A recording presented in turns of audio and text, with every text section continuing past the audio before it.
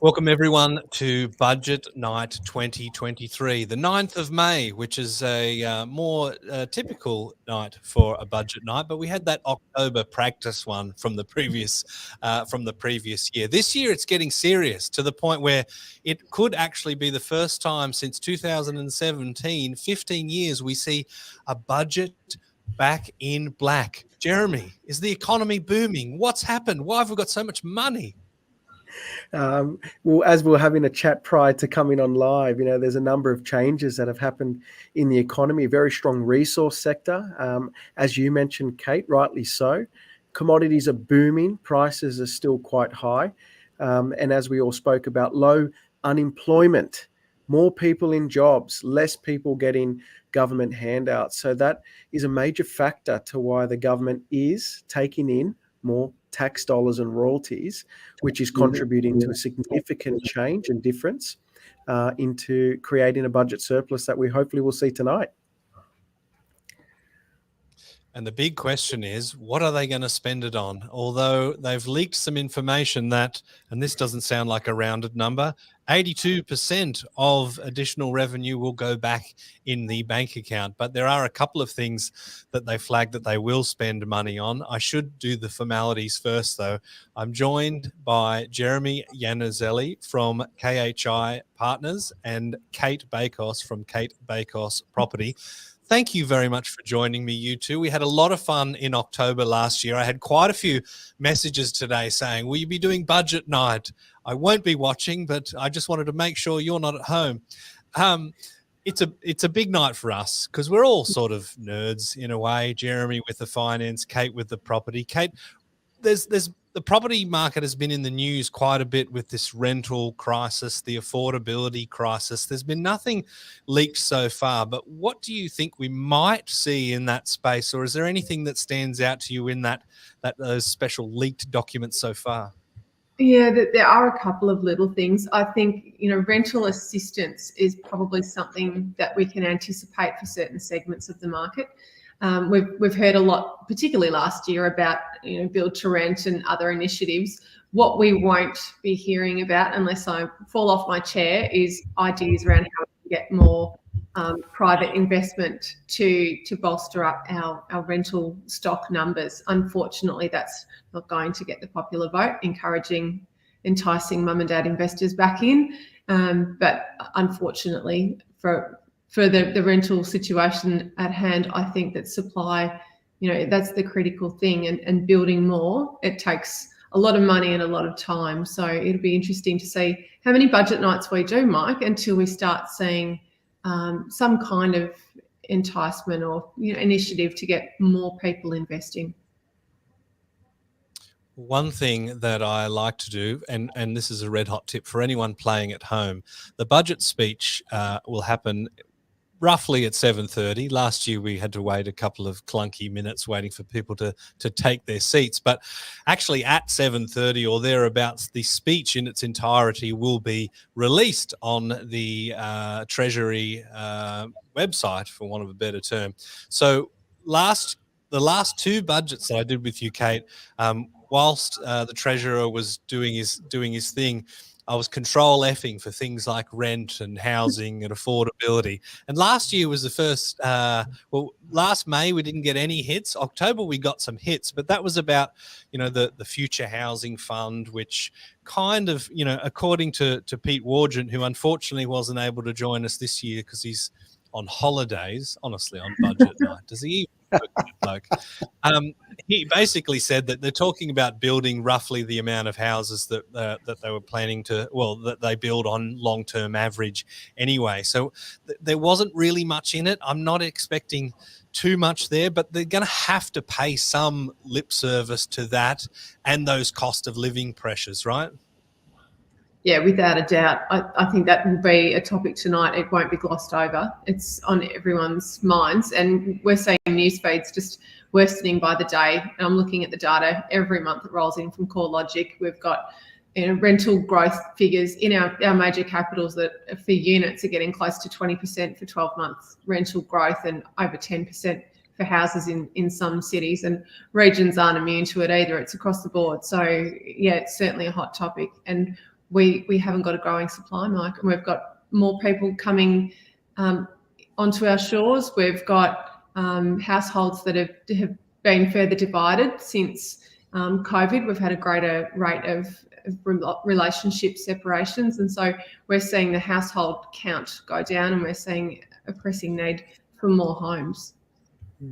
That's funny, isn't it? I mean, that's a real thing, but part of the rental affordability crisis is divorces. If we can just get roughly 12 to 28 people living per dwelling, we can solve this thing. But in real terms, that's not going to happen.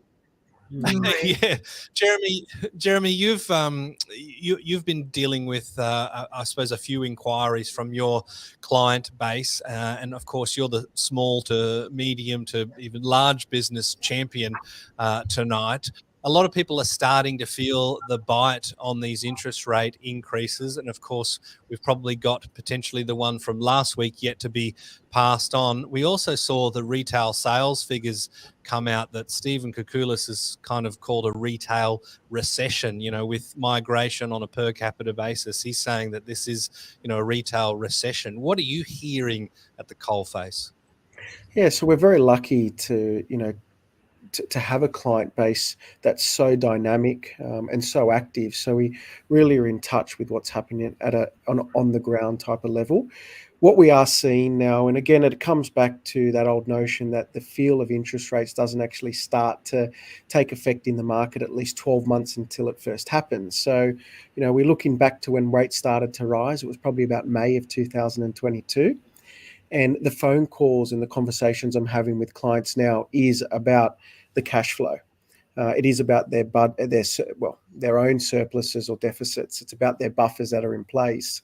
So we are starting to see a bit of a pinch now as far as the sentiment is concerned around how their properties are performing or how their personal buffers are performing. And I think as we start to move forward a little bit more, people will start to see the impact of how rates and when rates started to go up, what's happening in their back pocket today. So it's, I never thought it would come to reality, that comment or that statement, that you never really feel the impact of rates until 12 months after it initially happens. But we are living that out now, and they're the conversations that I am having with many clients. And, I think this budget's a bit of a balancing act by the Albanese government. We've got at one hand the RBA trying to curb inflation, and on the other hand, you've got the government trying to ease the cost of living. So it is a tightrope act tonight of giving enough, but not giving too much, to the point where it fuels inflation even further and rates have to continue to increase. So I'm looking forward to maybe a very balanced budget. It's a really interesting point that you make, Jeremy, around how they balance the handouts from, things getting away from us again and running away. And we will see some segmentation with handouts, and they might be in the form of handouts that we weren't anticipating. So whether it's relief with specific major household expenses by way of discounting, perhaps, I think we'll certainly see something around energy in that kind of format. But to your point, we've really had a hard time with this particular inflationary period, because it followed COVID lockdowns where a lot of households saved a lot of money. And not only did we save a ton of money, so we had really good war chests for good times, we also had an overinflated sense of YOLO, you only live once, and people just wanted to get out and travel and spend. Even when the rate increases were starting to bite borrowing capacity and really starting to impact people's monthly mortgage repayments, they were still determined to take that summer holiday. I mean, half of Melbourne disappeared to Bali over the break. And I think we're dealing with a very different, set of values and feelings about being with our loved ones and having a break and having a holiday and spending some money. So that they were really up against it from the start, because we had a very different sentiment to past periods of high inflation and tightening rates. That's a good point, and I think it's a positive thing that we all kind of did some of the navel gazing and look at what's important to us. That was one of the positive things that came out of the pandemic. That, and also if you had Zoom shares, you did terribly well as well. But yeah, you're right. The government threw a ton of money at us. We saved in macro terms a ton of money, and then we went out and spent it. And we put a real dent in global supply chains, and the same people that are saying, oh, interest rates are going up, just got back from Bali, just got their new Range Rover Discovery, right? So people aren't necessarily making that connection. Yeah. That was a bit too close to home, maybe that one. Now, and Bali have even said, we actually kind of want to put a bit of a cap on tourists, right? I wonder if that's an Australian influence there. Let's have a look at some of the things that we expect the government will be throwing money at. They've tabled a $3 billion package on energy relief. So obviously the cost of energy is hitting the vulnerable very, very hard. We're talking $2.2 billion of expenditure on the health system, $19 billion increase in defence. Many of the projects after the defence white paper came out will be scrapped, but we're still getting those submarines that came up last budget. That's a real sticking point for me, because we've got the Collins class submarines that we bought and paid a fortune for. They were dodgy. Then we had the spat with that French chappie because we didn't want to buy his stuff. Now we've got the AUKUS stuff, and gosh, nuclear submarines. Yes. Yeah, we'll probably never hear the full story about that one. There's the NDIS is one of the things that's costing us a lot of money. They're projecting that they can save $60 billion over the next 10 years with some tweaks to that. The welfare budget is likely to be another one of the things that puts us back into a deficit after this short-term potential surplus. But the positives are the coal, iron ore, gas. We've done very well with that. The tweaks to the super, which they're sort of saying affect only the very, very wealthy. Jeremy might have some views on that. Where tobacco consumers, so smokers, you're in for a tough night. Cigarettes are going to get more expensive. That's sort of like, that's a politically easy one, isn't it? Because, I think 10% of people smoke. Most people that don't smoke don't really like the fact that cigarettes exist. So it seems an easy one to throw the kitchen sink at. And then, the resources rent tax. That's one I wanted to ask you guys about. But I might start with you, Jeremy, on the super. Are these tweaks to super that they're basically saying will save us a lot of the bottom line only for super wealthy people? Look, it is definitely at present for super wealthy people, no doubt about it. But as superannuation's been more ingrained into the working culture that we're currently in, because you've got to remember, super wasn't made compulsory until, I believe, the early 90s. So for many people, they're starting to contribute into super much earlier. And the way super funds are moving, the way people are becoming more educated with, contributing more concessional contributions yearly, the goal is, and that's what it was set out to do, was enable you and aid you for your retirement in the future. I don't like what the Labor government have done with the changes to the super. It brings in a very Californian-based style of unrealized taxing on gains. I'm not a fan of it. So essentially what's happening is, once your superannuation fund per member or on a member basis exceeds $3 million, they're going to tax you on the unrealized gains that it grows by during that period of time, very similar to the Division 293 tax system. I'm not a fan of it. I've always believed that once you make the money, you get taxed on the money you make, not on a balance sheet movement. But that's what the Labor government is proposing. And that's to stop people storing huge amounts of wealth into super that they know will grow quite substantially in what they would call a tax-free or very low taxing environment. So I understand why they're doing it, because it is a very strategic ploy by many advisors to do that. But it's now starting to really change the definition of tax on gains from being realized to unrealized. And that's going down a path that not many people have really wanted to walk down in the past, but they're bold enough to do it, and we'll see what happens. And it's not going to be imposed until or if they win the next election. And we still haven't seen the final comments on the indexation, how that's going to be treated as well. So has more come out on that side of things? No, and that's the questions that are getting raised. How are they going to index it? Where's it going to move? But there's absolute radio silence on that. They're not talking about the indexation. I think this was a very quick move, that they needed to make some bold changes very quickly. And I think that was an easy one to do because it only affects a very small percentage. But longer duration that super's implemented inside the system, the more it will start to capture people. Well, we've only got to look at kind of the slow, insidious sort of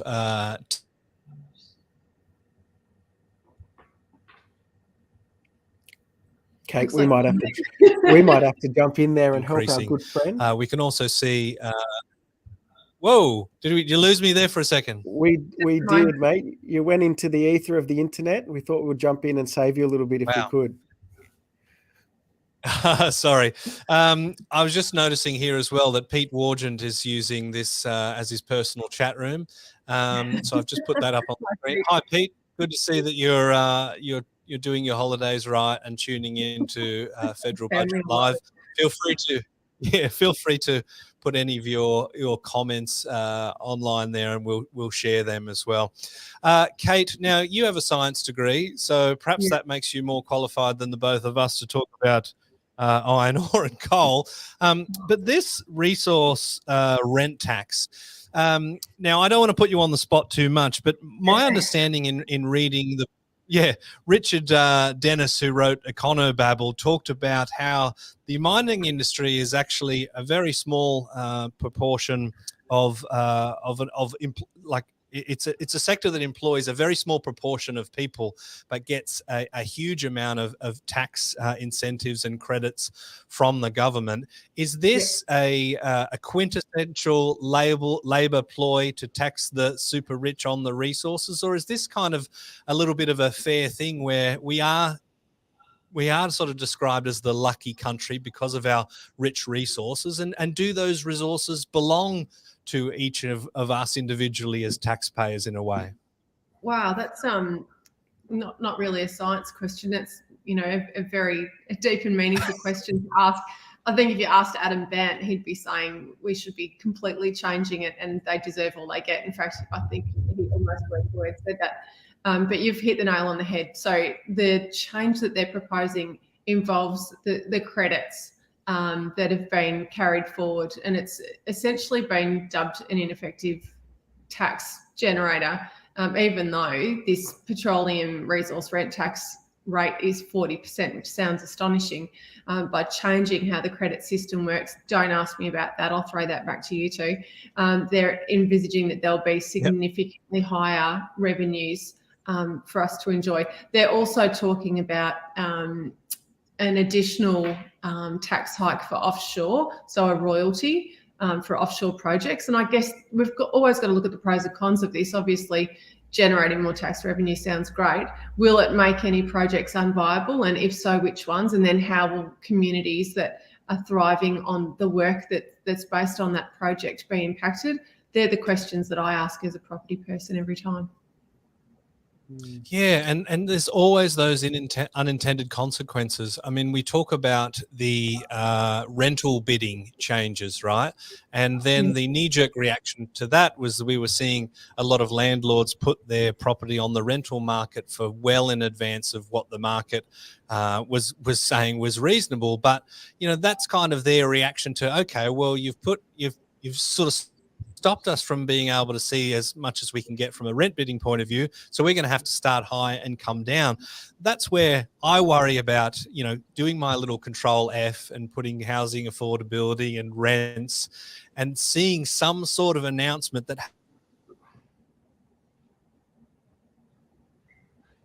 looks like we're back on. He'll come back to us. He will. I like his point though, that for each action there's an opposite reaction. I mean, that's fundamental science for you, but we do have to look at what the impact will be when we have policies. And talking about rental affordability, and the Greens are proposing rental caps, rental freezes. That's one of the best ways to drive private investors out of the property market if you're taking complete control of their asset and telling them that they won't be able to enjoy any kind of rental increase that they'd ordinarily have anticipated. And Pete Kalizos raised a really interesting point about rents while I'm banging on about it. We had a long period of low and no rental growth, and if you plotted it out in a straight line, we've really only played catch up. And I know that's a horrible thing for tenants to be hearing right here, right now. And the fact that we've got such tight vacancy rates and people who don't have a roof over their head is a disaster. But when we talk about rental returns, over the long term, we've only really just been catching up. Agree. And I think the balancing act that the government also needs to make sure they get right is, sometimes a little intervention is the best intervention. When you distort things, and we saw that during the significant amount of COVID pandemic payments that many small businesses and individuals received, the challenge then was, and the opposite was the inflation that we've started to see in the market over the last 12 months. So I always come back to budget balancing. I suppose that's me, the accountant, balancing the books. It's getting the intervention right, enough to stimulate, but not enough to overstimulate, where you start becoming a controlling factor and manipulating the way economics works, and then you distort the supply and the demand, and therefore equilibrium has a really tough time to get back to its middle. And then we, as the individuals, the patrons of Australia, we're the ones who really suffer the most because of the bureaucracy that's involved at the top. So, yeah, it's good points that you've raised, Mike and Kate. Now, we've got quite a few Queenslanders on the live chat. Here's Pete Wargent at it again. We've got Hayden West, Jordan de Jong, and Mr. Wargent as well. Queensland was one of those areas where we had some unintended consequences because they nearly got that land tax thing through. And I spoke to a couple of buyers agents at the Real Estate Business Awards last week that basically said they had investors boycotting the state. So in a state, or let's say looking at Brisbane or southeast Queensland, where most of the property investment is likely to happen, these are such tight rental markets, and they're trying to I guess decrease the issues on rental affordability by bringing in these land taxes, but it actually made investors go further afield. And we shared some data last week that the average distance between where people live and where their investment property has jumped from under 300 kilometres 3 or 4 years ago to 559 roughly during the pandemic to over 800 kilometres. So investors are voting with their feet when it comes to these locations that have got that anti-investor sentiment. Yeah, I think it's dangerous always when you toy with free markets. As soon as you start to apply some kind of pressure to diminish one side or the other, there's bound to be another reaction, and sometimes they're the things that we don't think through really carefully when we have these policies put forward. And Mike, we chat about it all the time. It's also about votes, and that's a serious challenge for our policymakers. As Pete Wargent himself says, Queensland, land taxes one day, investor rate hikes the next. That's pretty good gear. So what we're going to do is at 7:30, subject to my internet connection holding out, which I think, I don't know, we have to blame perhaps Malcolm Turnbull, the other side of government, for that one. We're going to go live to Parliament, and we're going to hear from Mr. Chalmers. We're going to do the live speech. I'll be doing my Control F stuff. You guys are welcome to put in the chat anything that you pop out, that pops out to you, because this is an interactive thing, right? We want you to be involved. And then, of course, we're going to get the juice from Kate and Jeremy. So we're around about, what are we? We're about 5 minutes away. And I would put the live Parliament stuff on there, but it is the worst elevator music you'll probably ever hear. So we'll try and avoid that for the moment. So we talked about the tightrope before. Jeremy, we've got inflation running away from us. The RBA is saying that it's going to be years before it gets within their target band, but we've got a cost of living crisis. That tightrope you talked about. How can the government put money back into people's pocket, which is quickly getting eroded by inflation, without having to push that inflation along by virtue of doing that? Is this a position that you would like to be filling, the role of federal treasurer? Well, it's a tough one, and I always say the best money to spend in an economy is not necessarily putting cash into people's pockets, because that's where they ultimately go out and spend it on discretionary things, and therefore inflation, and that's more money chasing less goods, and therefore you've got price increases, and then the cycle just continues to go around in a big circle. But the one thing which I like, a way of putting the right money, things moving forward, is infrastructure spending. And that's what has been happening for the last, probably give or take the last 8 years, a huge amount of infrastructure spending. And that's not just here in New South Wales, but all over Australia. Heading up to Gold Coast a couple of weeks ago, that Gold Coast freeway's finally looking like it's almost finished already, which is fantastic. Lots of upgrades to freeways across Australia. And one thing that I did read on some early notes that were getting released is lots of Liberal Morrison initiated infrastructure spending is getting scrapped for reasons that were, a bit of cost blowout, is significantly over budget, wrong pricing. Those are things that if I'm going to be spending money as a government, I'd be wanting to spend money on those things first, building up a country, building up infrastructure, because there's so much surrounding wealth that comes from it, rather than, say, significant amounts of increases to unfortunately resulting in more handouts getting spent in the wrong places. So that's something that, if that really starts to shine through in this budget, will be quite disappointing. However, in saying that, they need to make sure that they are providing the voters what they're after, which is cost relief, especially power. I know that there's a significant amount of cost relief going to households, but the big one that I do like, and I think is not inflationary, but very deflationary, is small businesses getting about a $20,000 boost to help upgrade their electricity and cost efficiency. So it could be fridges, solar panels, lights. So those are the things which I think is good. It stimulates, but not stimulates an inflationary environment, rather helps create deflation by taking away some of the costs that businesses or small businesses might face. So there are a couple of the things that we'll see. Cheaper medicines, more scripts. That's generally been a theme across many of the budgets, and that does help. The more elderly and potentially more vulnerable to inflationary environments, especially if they're on pensions, and they're not doing a huge amount of job seeker increases. By memory, I saw about a couple dollars, $3 a day, $40 a week. Although still, I believe, a little bit below where it needs to be. It's not where it was during COVID, where it literally doubled overnight. So a couple good things there. Hopefully we'll see in the budget, but nevertheless, the balance is important.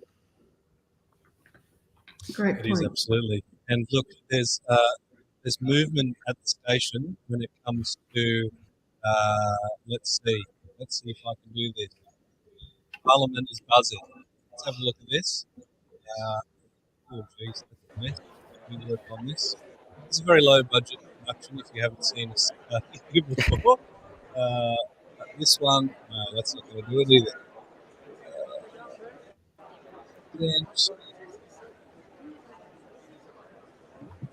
Just going to get my... No, okay. Just have a chat amongst yourselves. A fair amount of work went into this too, just for me to ham-fist it with my... here we go. All right. Got to be a better way. All right, that's close. We can almost do Parliament. Can you guys hear it on your end? We can hear it. Yeah, we can hear all the chit chatter. Okay. I'm going to put that to bed for the moment. It looks like they're getting close. We'll keep an eye on that, because this is paint dry there. So we're getting very, very close. Here we go again. I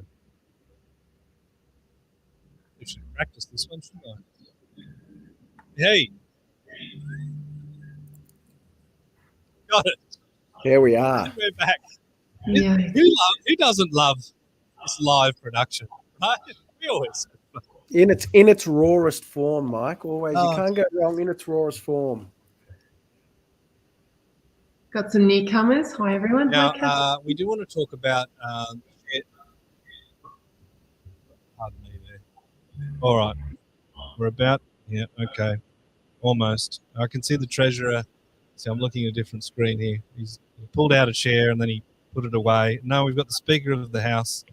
This is great for a podcast, isn't it? It's like listening. My. Oh, here we go.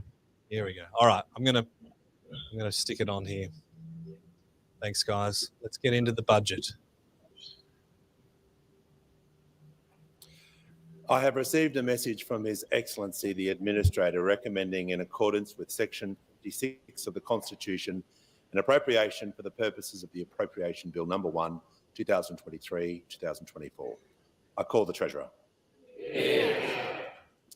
I present the Appropriation Bill Number 1, 2023-24 and the explanatory memorandum. I call the Clerk. First reading, a bill for an act to appropriate money out of the Consolidated Revenue Fund for the ordinary annual services of the government and for related purposes. I give the call to the Treasurer. Thank you, Mr. Speaker. I move that the bill be now read a second time. Speaker, we acknowledge the Ngunnawal and Ngambri people, the Yuggera and the Yugambeh country around Logan, and all the First Nations of Australia, their elders, customs and traditions. And we recognise the opportunity that we have this year to move forward together, listening to each other in a spirit of unity and respect. Mr. Speaker, the budget we present to the Australian people tonight provides cost of living relief that is responsible and affordable and prioritises those most in need. It delivers historic investments in Medicare and the care economy, making it easier and cheaper for Australians to see their doctor. It broadens opportunity by breaking down the barriers of disadvantage and exclusion. It lays the foundations for growth by embracing clean energy and investing in value-adding industries, people, skills, technology and small business. And it strengthens the budget with a surplus forecast for this year with less debt than smaller deficits compared with recent budgets. These are the foundations on which our government is building a stronger economy and a fairer society, with greater security in a time of economic uncertainty, more opportunities in more parts of our country, and a renewed determination for Australia to make the most of the defining decade ahead. Speaker, in all of our decisions, we seek to strike a considered, methodical balance between spending restraint to keep the pressure off inflation while doing what we can to help people struggling to make ends meet, making sure that vital services like Medicare and the National Disability Insurance Scheme are secure and reliable and sustainable, and dealing with immediate near-term challenges while investing in our long-term national economic success, seeing our people through the hard times and setting our country up for a better future. Mr. Speaker, the global economy is slowing due to persistent inflation, higher interest rates and financial sector strains. Outside of the pandemic and the global financial crisis, the next 2 years are expected to be the weakest for global growth in over 2 decades, and this will affect us here in Australia. Our economic growth is expected to slow from 3.25% this year to 1.5% next year before recovering to 2.25% the one after. Despite this, our economy will continue to create jobs and unemployment is expected to remain low by historical standards, 4.25% in 23-24, 4.5% the year after. And in this environment, inflation remains our primary economic challenge. It drives rate rises and it erodes real wages, which is why this budget is carefully calibrated to alleviate inflationary pressures, not add to them. Our policies to ease the pressure on households will take 0.75 of a percentage point off inflation in 23-24, which is expected to fall from 6% this year to 3.25% next year, returning to the Reserve Bank's target band in 2024-25. Still higher than we'd like, for longer than we'd like, but tracking in the right direction. So while Australia may have a lot coming at us, we have a lot going for us as well. High prices for the things we sell overseas, a strong, well-regulated, secure banking system, low unemployment, and welcome signs that after a decade of being kept deliberately low, wages are moving again. Yeah. Wages growth for 2023-24 is now forecast to be 4%, up 0.25 percentage point from what was expected in October. This combination of lower than expected inflation and higher wages means that an earlier and stronger return to real wages growth is forecast for 2023-24. Speaker, at the same time, we understand that Australians are under the pump right now, and that's why providing responsible, targeted relief is the #1 priority in this budget. Our $14.6 billion cost of living plan will provide help with power bills, bring down out-of-pocket health costs, support vulnerable Australians, create more affordable housing and boost wages. Speaker, back in November, gas bills were set to go up by 20% in 23-24 and electricity bills were set to rise by 36%. Now, this was the high price Australians were slated to pay for the Russian invasion of Ukraine and a decade of energy policy failure here at home.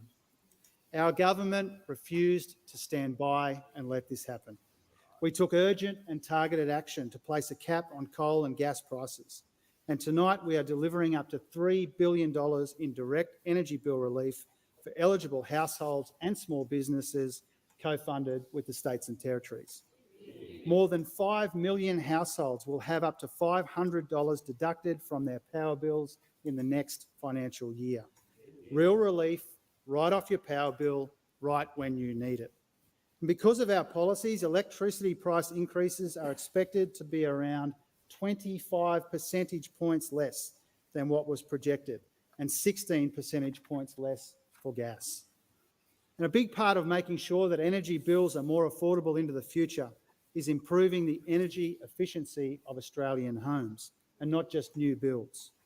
Through this budget, we are investing $1 billion to help provide low-cost loans for double glazing and solar panels and other improvements that will make homes easier and cheaper to keep cool in summer and warm in winter. A common sense program that will help family budgets and reduce emissions. Speaker, our first budget capped the price of medicines on the pharmaceutical benefit scheme for around 3.6 million Australians, so that most now pay no more than $30 for the medicines that they need. In our second budget, we're investing $2.2 billion to increase access to life-changing medicines through the PBS. And from September this year, patients will be able to get more of the medicine they need for less money and less hassle. Instead of having to go back to their pharmacist every month, many people with common chronic illnesses will be able to get 2 months' worth of treatment for over 300 different medicines.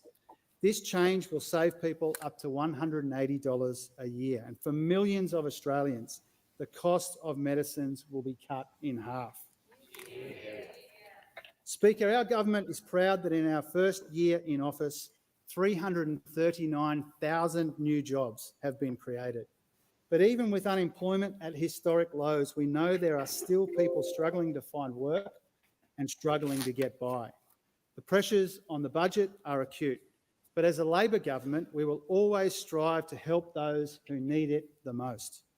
That's why tonight we announce a $40 per fortnight increase for job seeker recipients, plus those on youth allowance, Austudy and other income support payments, helping to deliver a much-needed $4.9 billion boost in support to around 1.1 million Australians looking for work, studying or doing apprenticeships.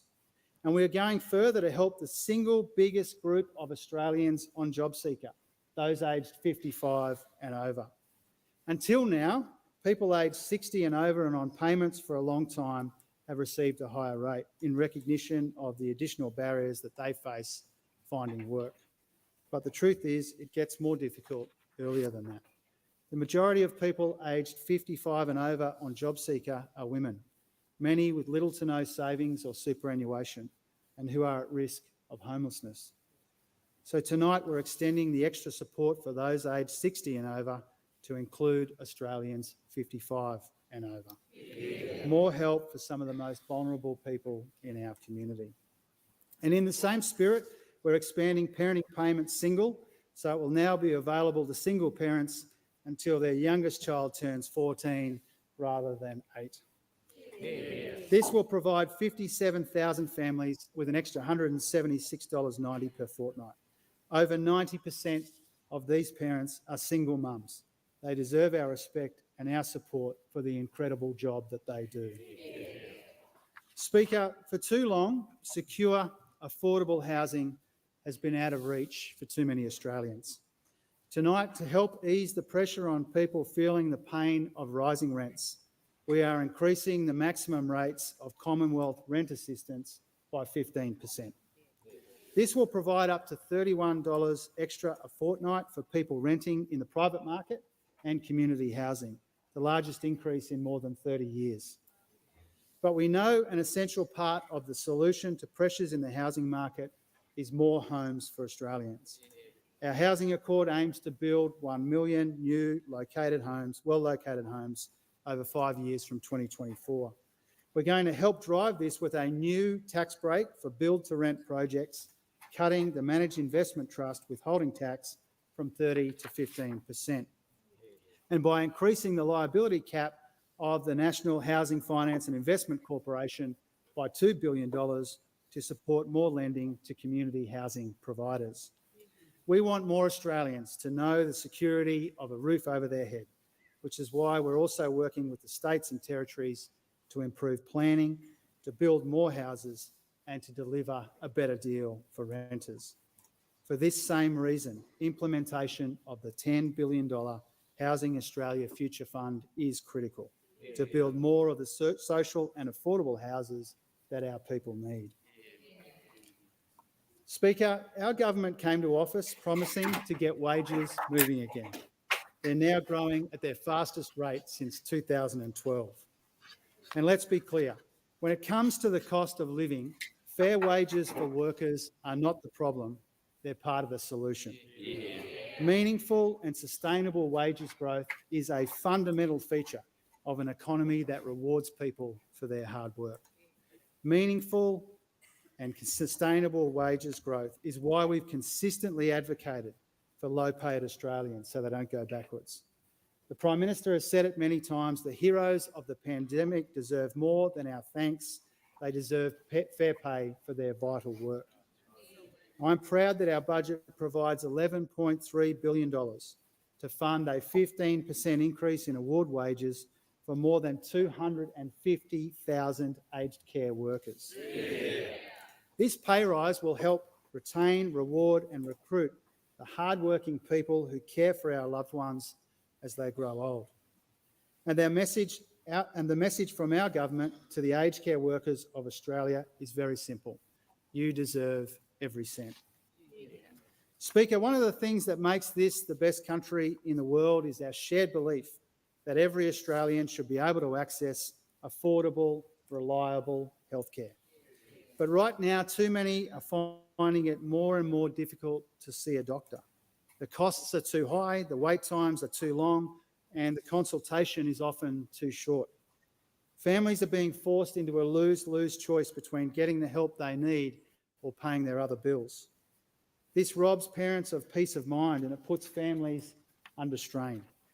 It means more problems go undiagnosed or untreated. And it means our workforce is not as healthy or productive as it could be and should be. And we want to change that. With new funding to build 8 more of our urgent care clinics so people in regional communities and growing suburbs can see a GP. A further $445 million to enable doctors, nurses and allied health professionals to cooperate for better care. Changes that will make it easier for Australians to get essential services at their pharmacy, like vaccinations. And tonight, Mr. Speaker, I am proud to announce, as a centrepiece of this budget, our Labor government will triple the bulk billing incentive.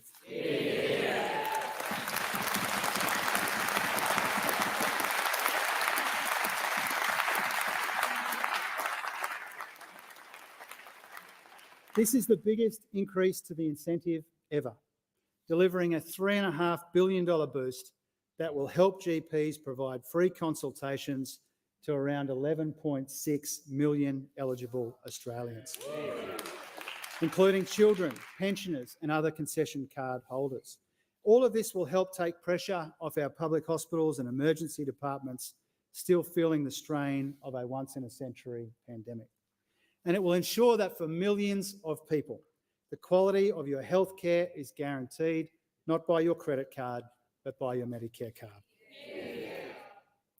Speaker, investing in Medicare, helping with the costs of energy and housing, and supporting people most in need are all essential measures to assist Australians under pressure. But we know the best long-term guarantee of rising living standards and stronger wages and a better quality of life is a growing and productive economy. That's why our budget is underpinned by a plan to modernise our economy and maximise our strengths by making Australia a renewable energy superpower with strong strategic industries in global supply chains, investing in our people and their skills and supporting small businesses to innovate and grow. Speaker, Australia's biggest opportunity for growth and prosperity is the global shift to clean energy. By acting now, our resources, our researchers and our regions can help power the world. That's why in tonight's budget, we are investing $2 billion in a new hydrogen Head Start program so Australia can be a world leader in producing and exporting hydrogen power while reducing our emissions in heavy industry here at home. Hydrogen power means Wollongong, Gladstone and Whyalla can make and export everything from renewable energy to green steel. Seizing these kinds of industrial and economic opportunities will be the biggest driver and determinant of our future prosperity. The government is making the biggest ever investment in Australia's energy transformation. This budget allocates $4 billion to realising our future as a renewable energy superpower, bringing the government's total investment to more than $40 billion. This includes part of our $15 billion National Reconstruction Fund to support the development of green industries, manufacturing and more, and a new capacity investment scheme that will unlock over $10 billion of investment in firmed-up renewable energy projects up and down our East Coast. These strategic investments will work in partnership. Abundant, affordable, renewable energy powering new jobs and new industries in our regions and our suburbs, while our safeguard mechanism will encourage business to invest in the path to net zero. To realise this vision, we're making targeted investments in green industries, as well as technology and other value-adding areas, including a new Powering Australia Industry Growth Centre to help Australian businesses manufacture renewable technologies, funding to support the growth of quantum and AI, plus $286 million of investment in our creative sector. This will create new opportunities right across our economy, and so will our historic and vital investment in defence and national security. The AUKUS agreement will directly support 20,000 high-skill, high-wage jobs over the next 30 years in advanced manufacturing and broaden and deepen our industrial base.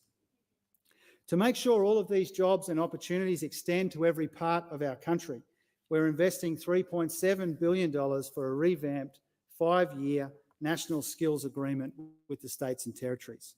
And we're creating 300,000 fee-free TAFE places to train Australians in critical and emerging sectors. We're expanding access to foundational skills so that all Australians aged over 15 can develop the language, numeracy and digital skills that they need. And we're encouraging more women into apprenticeships through a new Australian Skills Guarantee.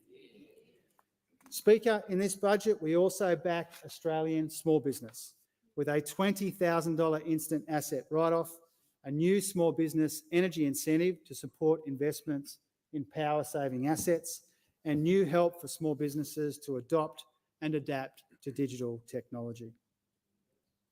Speaker, we are the first government in Australia's history with a majority of women in our ranks. And as the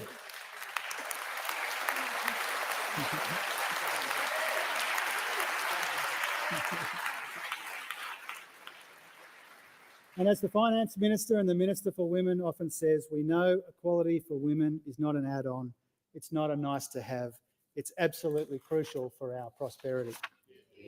That's why we've taken action to close the gender pay gap, introduced 10 days of paid family and domestic violence leave, made gender equity an objective of the Fair Work Act and put a new focus on workers in the care economy. And on 1 July, Australians will begin to benefit from cheaper early childhood education and enhanced paid parental leave.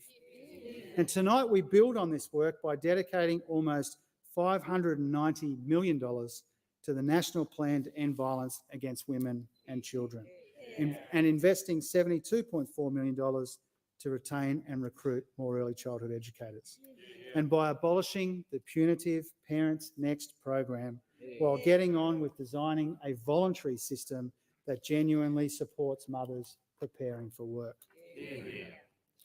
Speaker, alongside financial support for Australians in need, we're also investing in new programs to tackle entrenched disadvantage, putting our trust in the knowledge and passion of locals to break the chains of intergenerational poverty. I see it in my own community, library programs unlocking the world of learning, sporting clubs building pride, community groups mentoring young people into apprenticeships, breakthroughs and progress driven by locals and leaders.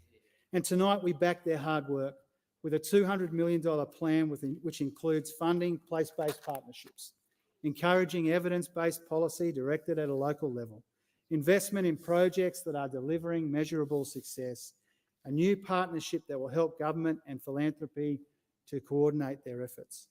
And in addition, more funding for community organisations so that they can pay their bills and pay their workers and keep delivering for people in need. This will sit alongside $1.9 billion for First Nations health, housing, education, employment and other essential services, and $250 million for a new Central Australia package to improve safety and provide more opportunities for more people in their communities. Speaker, from energy bill reliefs to national defence, manufacturing to Medicare, investments in this budget aim to make Australia more resilient and more secure in uncertain times. And fundamental to this is our responsible economic management and our efforts to put the budget on a much stronger foundation. This budget, we've returned 82% of the extra revenue windfall that's come largely from lower unemployment, stronger jobs and wages growth, and higher prices for key exports. We've now returned 87% over this budget and the last. We've also found $17.8 billion in savings and redirected spending, $40 billion over two budgets. And we've limited annual real spending growth to just 0.6% over 5 years. Because our first two budgets made such a firm commitment to responsibility and restraint, we are now forecasting a small surplus in 2022-23, which would be the first in 15 years. Yeah.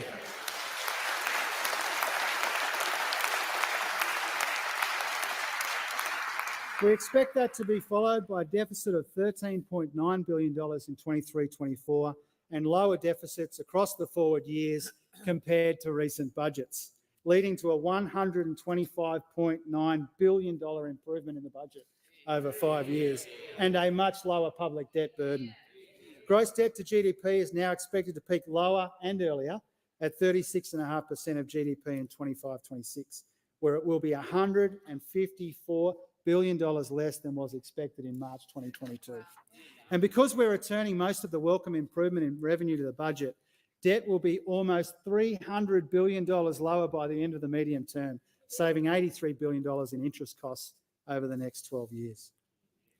Speaker, we are expecting one of the biggest turnarounds on record, while dealing with a whole host of programs and services which were left without ongoing funding. Absolutely. In October, this meant an additional $4.1 billion in spending.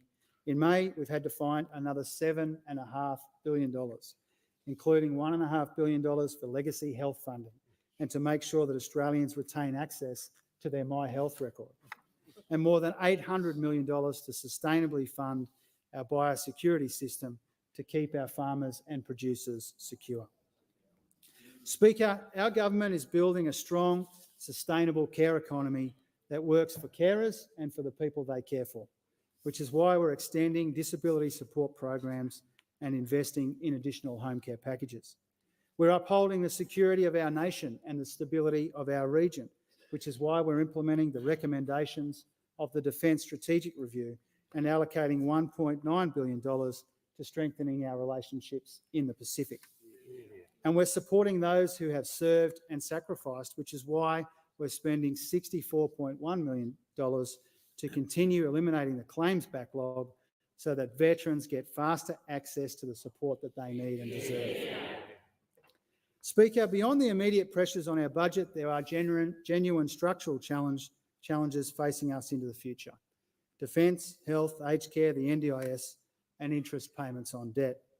Tonight, we're putting in place some modest but meaningful revenue measures to help address this, like tightening superannuation tax concessions for those with balances exceeding $3 million, a 15% global and domestic minimum tax for large multinational companies, changes to the petroleum resource rent tax so that Australians receive a fairer return on the sale of our natural resources sooner, raising the tax on tobacco by 5% for 3 years and extending tax compliance programs. But the inescapable truth is that the federal government cannot put all the services that Australians expect and deserve on a more sustainable footing just by ourselves. That's why the Prime Minister has brought together the states and territories to agree on a new cooperative approach so we can secure the future of essential services and programs that both levels of government support. And so we can make sure that the NDIS continues to provide life-changing outcomes for future generations of Australians with a disability. Under Labor, the NDIS is here to stay. We are determined to make sure every dollar counts and every dollar goes to improving the lives of the participants the scheme was established for. Our changes are designed to put the interests of participants first as we cooperate to moderate the growth in costs. It took a Labor government to create the NDIS, and this Labor government will secure its future. Yeah. Speaker, 122 years ago today, this federal parliament first met, called to serve a new nation on an ancient continent created by a vote of the people. Today, Australia is bigger, fairer, more diverse, more open to the world and more engaged with our region than anyone alive at Federation could possibly have imagined. And yet what brought this country together was a belief that the future could belong to Australia and that we would be stronger and safer and more prosperous if we worked together to seize its opportunities and share its rewards. A commonwealth of common purpose. And that optimism and resilience has sustained us and carried us through downturns and disaster, through recession and pandemic. And the belief in opportunity fairly shared has underpinned our greatest achievements, from Medicare to superannuation. The same spirit underpins constitutional recognition through a voice. It drives our government and it shapes this budget. A determination to tackle the big challenges and to seize the big chances. A deep faith in our people, their skills, their smarts, their innovation and their aspiration. This tonight is a plan for security, for prosperity, for growth. It's an economic strategy to help with cost of living pressures now and to maximise and extend the opportunities of the future to more of our people in more parts of our country in the defining, decisive decade ahead. And so, Mr. Speaker, for all of these reasons, I commend this bill and this budget to the House.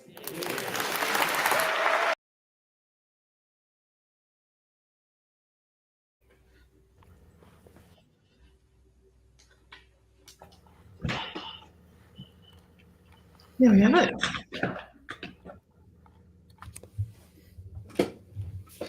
No, we can't hear you, Mike. You must be on mute, mate.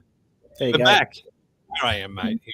There we have. There we have federal budget 2023, and great to see some input from people in the comments there. Thanks for participating, especially Pete, who, whilst isn't here, has been chiming in here and there. And his takeaway, I'll put that back up on the screen. Lots of spending on renewable energies, and that was a surprise to me. The investment in the hydrogen technology, instant asset write-offs, they're sort of something that we'll see every budget, I think. He's sort of saying they could have reported a big surplus, but they're spending up quite big, and that is quite surprising. Now, it begs the question, starting with you, Jeremy, with the spending that they're spending, is it the spending that we need? Is it going to increase inflationary pressures, or is this investing in the infrastructure like you really wanted to see? Yeah, there's a bit there from an infrastructure spend. I think the key takeaways are, yes, there is a small surplus that they've suggested, but they have made it very clear there'll be deficits moving forward.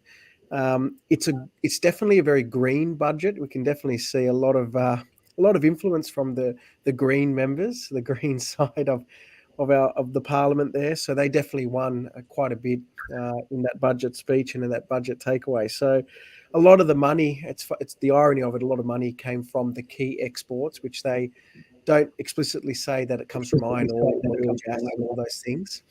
But nevertheless, that's where we've had a huge drive of revenue and tax dollars, and they're looking to obviously take further advantage of that via the petroleum rent tax. So that's going to obviously increase the revenue that the government has, but they've made it quite clear that they are going to still continue to curb spending, Mike, because they do anticipate quite still a large amount of interest that they do need to pay given the rate rises on the government debt that we have. But what he didn't note was how many of the projects the Liberal government did anticipate to start that they are scrapping. So again, we always say the devil will be in the details when they release the notes. A couple of things I picked up is there will be, from a managed investment trust point of view, the tax rate dropping from 30% to 15%. So that's going to help promote the larger organisations, build more properties and obviously have a lesser tax implication on it. And the big one I want to see is the tax break for the build to rent projects. That to me is a very incentivized infrastructure spend, very similar to the NRES scheme, I'm sure, that they brought out many years ago, but then later scrapped. I think that the 300,000 TAFE packages, fee-free packages, is a big one. Again, that's spending in the right area for education and upskilling. And I love the 20K instant asset write-off. They were looking at taking that away, during the COVID pandemic time and then extending it. And then now they've brought it back in a much smaller form, but nevertheless something significant to many small businesses. So I'd actually have to say he did a good job to balance where he spends the money and how much money he hands out and what he retains. So I actually think it's a very, very well delivered budget by Chalmers. And you wanted to see some investment. Sorry, Jeremy, you wanted to see some investment on helping small businesses get on top of their energy bills. So there's some support for helping small business invest in some technology there. They've also used what Jordan Dion called the AI buzzword. So some sort of investment to help small businesses leverage AI. I don't know if that's a government delivered ChatGPT course. We know the government has a history of delivering things in a terrible way. But how do you think small business fared out of that? Yeah, look, there's no major reforms that I can see that they're going to produce from it, similar to that of the COVID pandemic budget speeches. But again, 20K instant asset write-off, the small business energy scheme, I think is going to be quite good, especially for many small businesses suffering under the pressure of higher energy costs.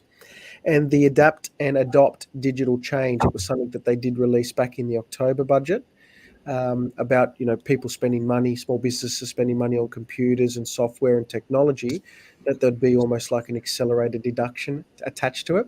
So for every dollar you spent, you got $120 a cent. Well, for every 100 you spent, $120 would be a tax deduction you could claim. So little things like that are definitely going to assist small business. The only one thing that I do say for everybody, that you would have heard Chalmers say that they're going to extend the tax compliance program. For everyone out there, what that means is they're going to be doing more audits. The audit activity from the ATO has increased tenfold. Many accountants will let you know that there's much more audit activity going on. And with the Chalmers government saying that they're going to be extending the tax compliance program, be prepared to be scrutinised on many of the little expenses you wish to claim moving forward in the future. But no robo-debt, right? Well, let's see. They did it once and it didn't work very well, but No. keep trying until you hit it.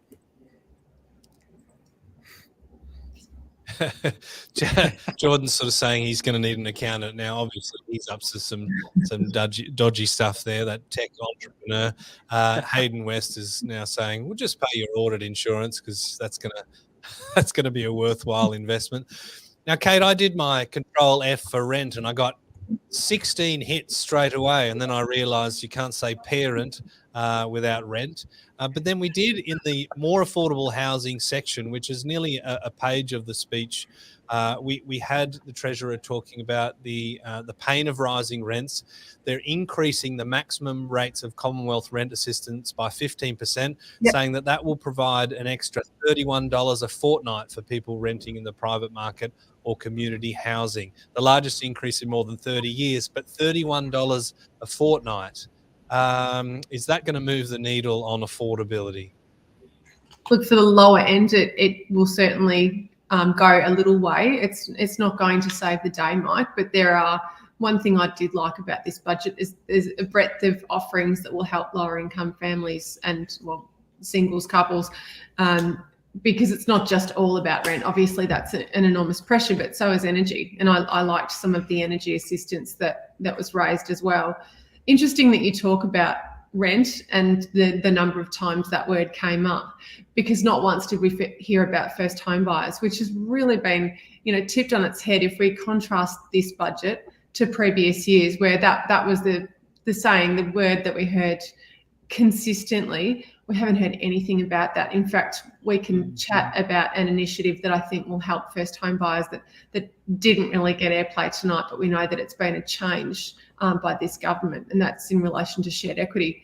But just before I step onto that discussion point, I think that what I noticed is that the impetus to increase housing was really on building more housing. It wasn't about more investor participation at all, and we didn't expect that it would be. But they've suggested increasing the liability cap by $2 million for community housing providers. Now, if it's a small provider, that's a significant amount, so increasing their borrowings. And also, as Jeremy mentioned, managed investment trusts withholding tax, moving that from 30% to 15%. That's clearly a move to entice investors to jump on board. So I think they've really considered how they can create more housing outside of physically paying for thousands of properties to be built. I think that this has been reasonably clever. But why don't we chat about the siblings and friends change to the shared equity benefit? Yeah, please. We've in the past until now, our shared equity offering that was announced last year enabled people to be able to get onto the property ladder when they'd otherwise have been precluded, by having the assistance of up to 25% of the purchase price from our federal government. Now, the states and territories have their own programs going. I know that Homes Vic has been running for quite a while. It's restricted, but it's a great offering for someone who really needs it. And there's something that I love about these initiatives.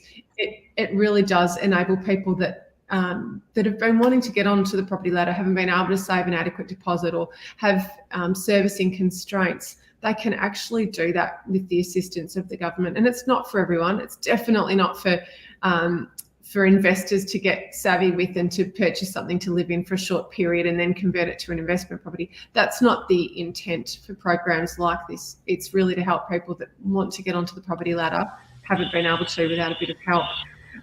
By changing it from singles and couples to now siblings and friends, it will open up the opportunity for a lot of people that have worked out a viable way to live together, to cohabitate, and to use an offering like this. So I think that's really clever.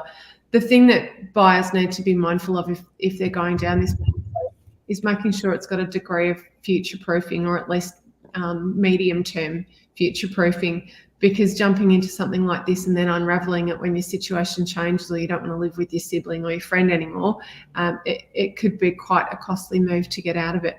But all in all, I think it was clever.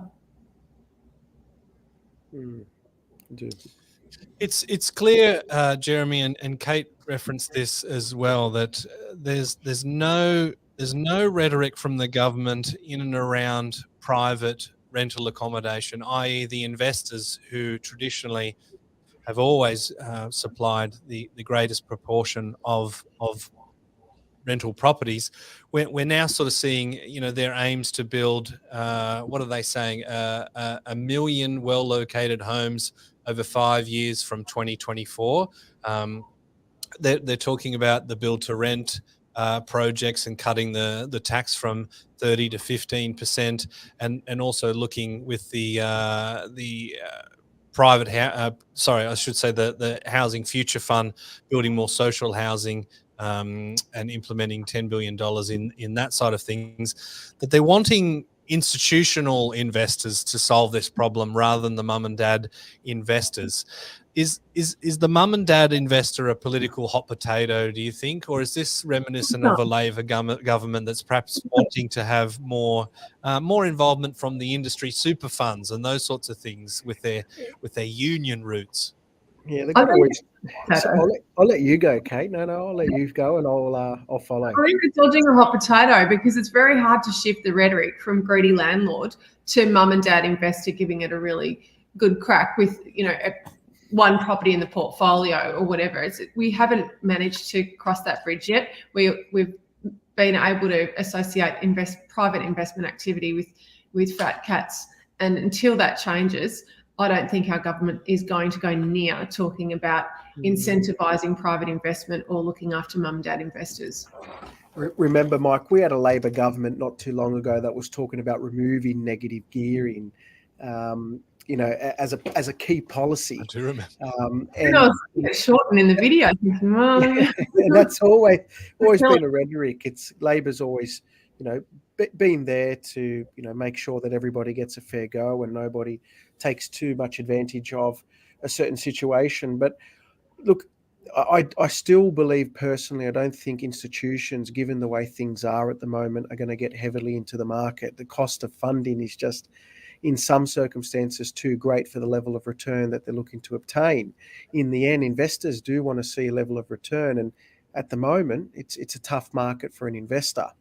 The one thing that I did hear Jim Chalmers really emphasise is that they are working towards lowering inflation.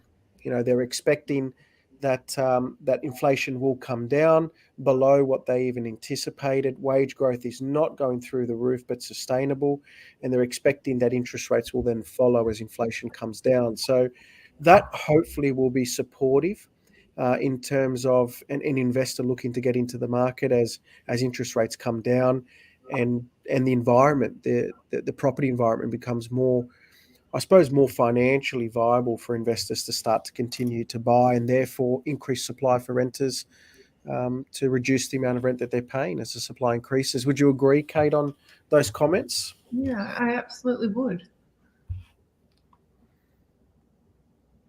If we're talking property, we're relying on it.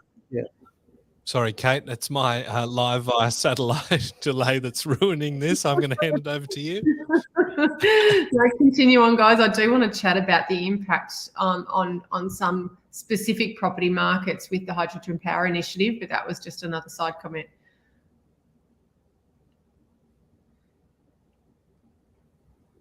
Earth to Mike. Yeah, Okay. sorry. We're having some technical issues on this. I'm going between two computers. We had the streaming. I had my mobile in the mix. I feel like we've, for a live production with zero budget, we've done all right. But it begs the question. Jeremy has talked about the cost of funding.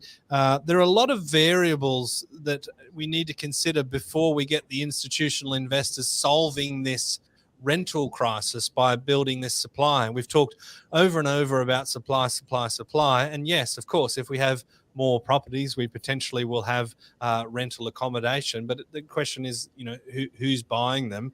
It's going to be either institutionally owned sort of build to rent style properties, or it's going to be first homeowners, which doesn't solve the problem, or it's going to end up being investors. But it seems to me that investors, private individual investors can move the needle very, very quickly, whereas increasing the supply, it takes a long lead time, and we might need the funding situation to be much more palatable. What do you think?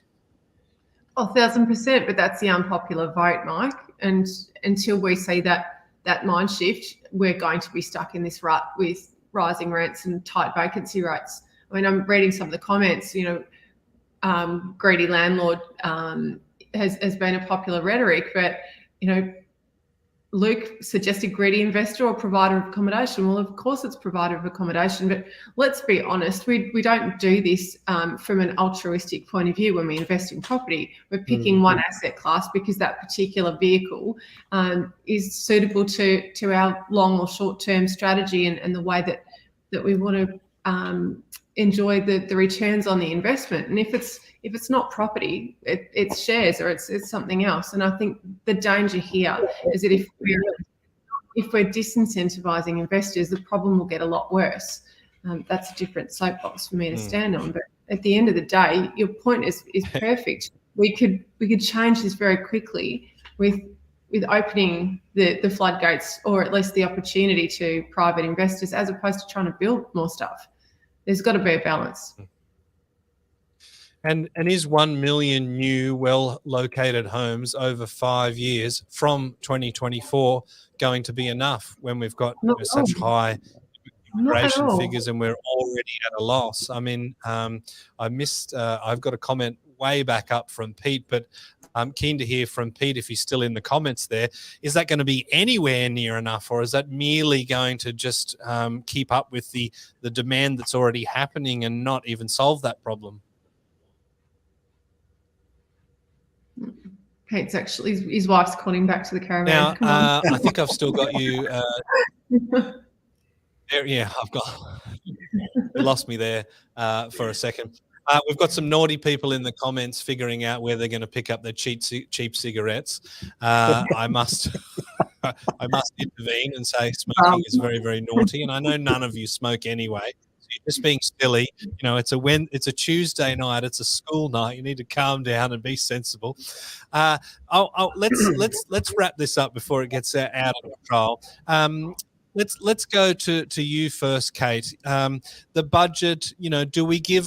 Do we give it a green tick? Were there the things that you thought were okay, but it was offset by things that were lacking? What were your expectations, and how close did we get to meeting them to solve what you see as the structural problems within Australia at the moment?